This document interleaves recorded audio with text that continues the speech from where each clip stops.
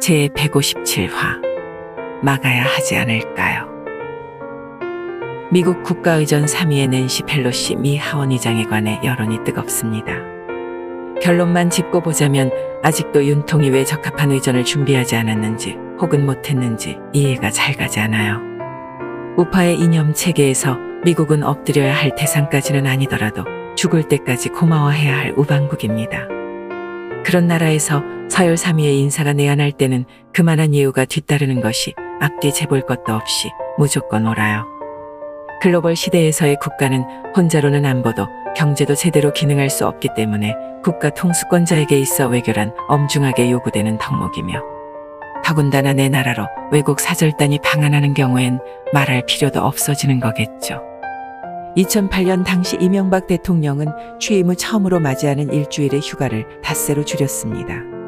쿠웨이트 총리가 방한하는 것이 그 이유였어요.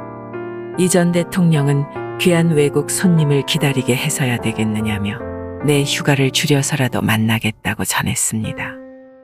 일각에서는 펠로시는 미국으로 치면 국회의장이기 때문에 민주당 김진표 국회의장이 나가야 하는 게 아니냐고도 주장하는데요. 이건 정부를 두둔하는 입장일 뿐 대통령 본인이 환대에 참여하는 것이 맞지 않는다고 생각한다면 외교부 장관이라도 보냈어야 합니다. 대통령실 입장문이 계속해서 나오긴 하겠지만 이번 사태가 국민들을 갸우뚱하게 하는 것만은 피할 수 없겠어요. 하지만 쩝쩝이를 빨아대느라 죗바닥에 썩어 들어간 젖발들이 여기에 무슨 말을 얹을 수 있을까요? 2017년 당시 북한은 두 발의 ICBM급 탄도미사일을 동해상으로 발사했었지만 쩝쩝이는 이튿날 자신의 휴가를 강행했습니다. 정부 주재의 NSC 상임위 회의에도 당연히 쩝쩝이는 불참했었죠.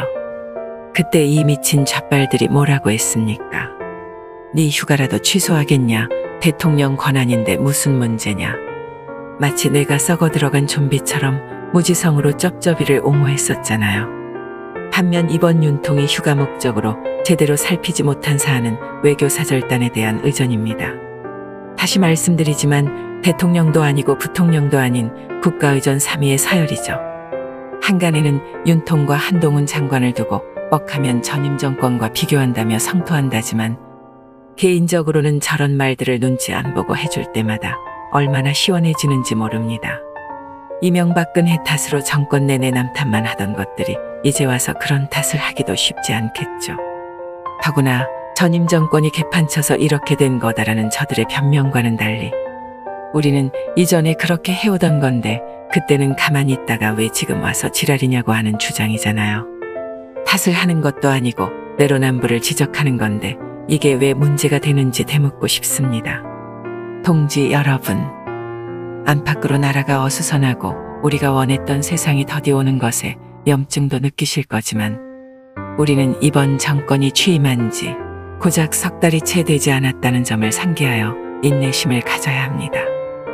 그 어떤 대통령도 취임 석 달째 결과를 보여줄 수는 없으며 지금처럼 여소야대의 국면에서의 정부는 더더욱 쉽지 않습니다.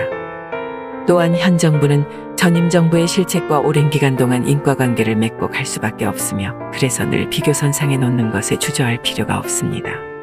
기억하시나요?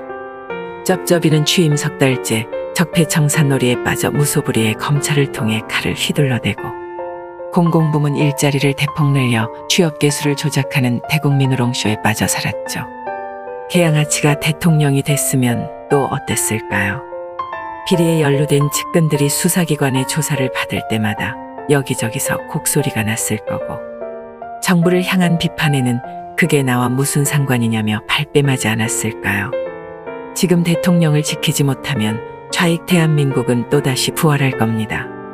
지금 대통령을 지키지 못하면 정과사범이 대통령 됩니다. 그것만은 막아야 하지 않을까요?